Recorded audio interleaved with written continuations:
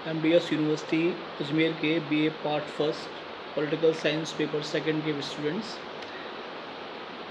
हमने कल कौटिल्य के सप्तांग सिद्धांत की बात की थी और उससे पहले हम राजा के कर्तव्यों की बात कर रहे थे। आज जो बात हम करने जा रहे हैं, राजा के कर्तव्यों में एक कर्तव्य कल समय कम होने के कारण छूट गया था, वो रह गया है। पहले मैं उसको ख़त्म करूँगा, उसके बाद फिर हम मंत्री परिषद की बात आज करने जाएंगे आपके साथ। राजा के कर्तव्यों में जो एक कर्तव्य कल छूट गया था वो था परराष्ट्र संबंधों का संचालन। इसको आप आजकल की भाषा में विदेश नीति का संचालन कहते हैं। ये उस समय परराष्ट्र संबंध कहलाते थे। आशय ये है कौटिल्य का कि आपके राज्य के आसपास जो राज्य हैं उन राज्यों से आपके संबंध कैसे हैं, इस पर यह निर्भर करता है कि आप प्रजा की सुरक्षा या प्रजा का कल्याण या जो आपका प्राथमिक कर्तव्य है लौकिक और पारलौकिक दोनों हितों को साधने के प्रयास ये किस मात्रा में कर पाते हैं या नहीं।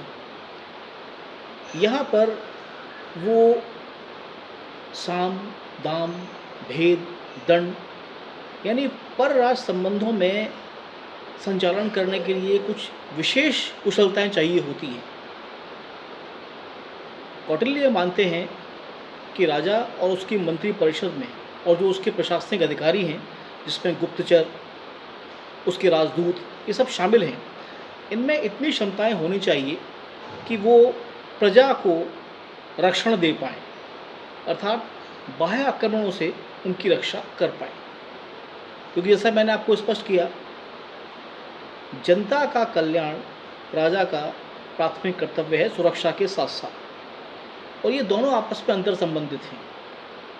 यदि सुरक्षा की आपको कीमत देनी पड़ रही है किसी युद्ध के माध्यम से या किसी अन्य तरीके से, तो दिखती सी बात है कि आपके जो कोष का भार है वो सुरक्षा उठा रही है, तो जन कल्याण के कार्य कैसे संपन्न हो पाएंगे। इस बात को कौटिल्य स्पष्ट करते हैं कि राजा को अपनी नीतियों के माध्यम से, योजनाओं के माध्यम से ये प्रयास करने चाहिए कि आसपास के जो उसके नज़दीकी राज्य हैं उनके साथ उसके संबंध मैत्रीपूर्ण हो, या कम से कम ऐसे तो ना हो कि आक्रमण या युद्ध की स्थिति आए, और यदि ऐसी स्थिति आती भी है तो प्रजा का नुकसान कम से कम। तो ये हमने बात की राजा के कर्तव्यों की। आज जो बात मैं आपसे करने जा रहा हूँ, अब मैं उस पर आता हूँ। मंत्री परिषद। राज्य के सप्तांग सिद्धांत में हमने पढ़ा है कि राजा के बाद जो राज्य का एक महत्वपूर्ण अंग है वो है मंत्री परिषद या अमात्य। पहले बात करते हैं मंत्रियों की योग्यता की। मनु ने इस पर इतनी विशेषज्ञता के साथ प्रकाश नहीं डाला है जितना कौटिल्य ने। कौटिल्य ने मंत्रियों को नियुक्त करते समय उनमें कुछ विशेष योग्यताओं की अपेक्षा रखी है। जैसे वह धैर्यवान हो, दूसरा वह वाचाल ना हो। वाचाल का अर्थ होता है बहुत ज़्यादा बोलने वाला। यदि मंत्री वाचाल है तो वो कई गोपनीय मामलों को अपनी वाचालता के कारण उजागर भी कर सकता है, जो राज्य की सुरक्षा के लिए खतरा हो सकते हैं। तीसरा, कौटिल्य ने एक विशेष बात कही है जो आज भी आप यदि दुनिया के देशों को देखेंगे, कई देशों की शासन प्रणालियों में हैं। उन्होंने कहा है कि मंत्री उस ही देश का निवासी होना चाहिए जहाँ पर वो मंत्री है। यानी किसी दूसरे राज्य के व्यक्ति को, भले ही वो कितना योग्य क्यों ना हो, सामान्य परिस्थिति में आपको मंत्री या अमात्य नियुक्त नहीं करना चाहिए। एक गुण, उसमें निपुणता होनी चाहिए अपने कार्य को करने की, यानी जिसको आप बोलते हैं विशेषज्ञ या एक्सपर्ट, कि वो अपने क्षेत्र का विशेषज्ञ होना चाहिए। अगला गुण, राजा को नकारात्मक सलाह देते वक्त वो भयभीत नहीं होना चाहिए। कई बार ऐसा होता है, क्योंकि अंतिम निर्णय करता राजा ही है, पर अनेक बार ऐसी स्थिति आती हैं कि राजा के विचार और मंत्रियों के विचार मेल नहीं खा रहे हैं,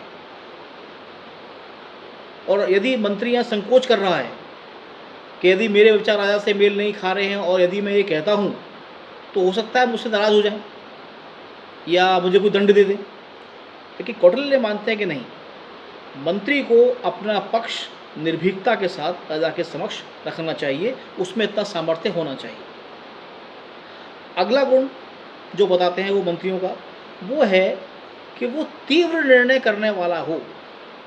अब देखिए, दो बातें एक साथ आ रही हैं। वो धैर्यवान हो, धैर्यवान तब जब वो दूसरों के पक्ष या दूसरों के तर्क सुन रहा हो, लेकिन जब उसे निर्णय करना है तो सोच समझ के तो करे, लेकिन उसकी सोचने समझने की जो गति है वो तीव्र होनी चाहिए। कई बार ऐसा होता है कि निर्णय करने के लिए ज़्यादा समय नहीं होता, या यदि आपने समय निकाल दिया तो समस्या खड़ी हो सकती है। कौटिल्य मानते हैं कि मंत्री के पास तीव्रता से निर्णय करने की क्षमता होनी चाहिए। अगला जो गुण है वो ये है कि वो स्वभाव से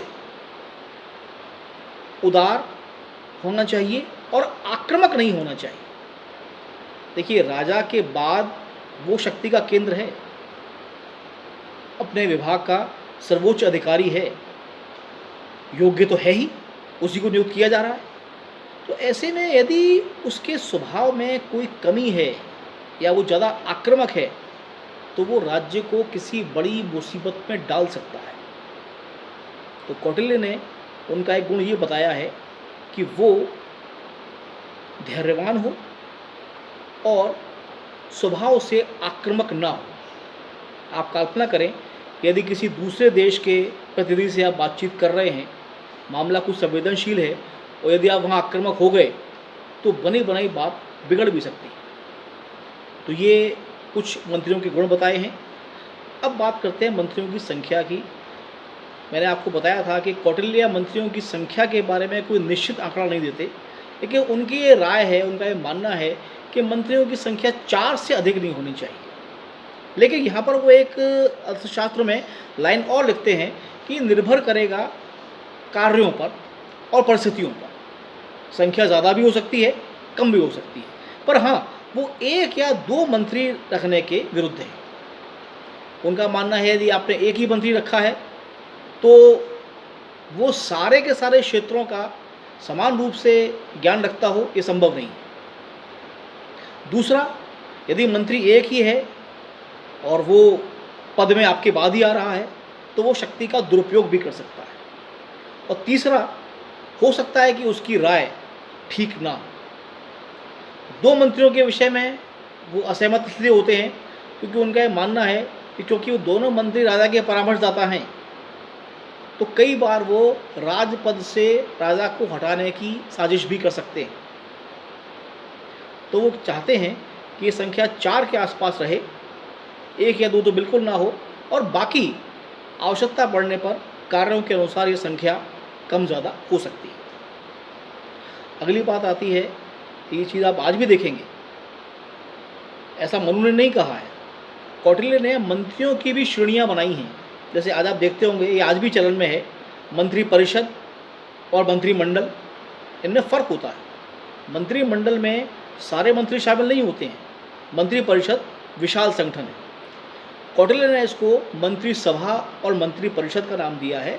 मंत्री सभा में उत्तम, मध्यम और निम्न तीनों श्रेणियों के मंत्री शामिल हैं।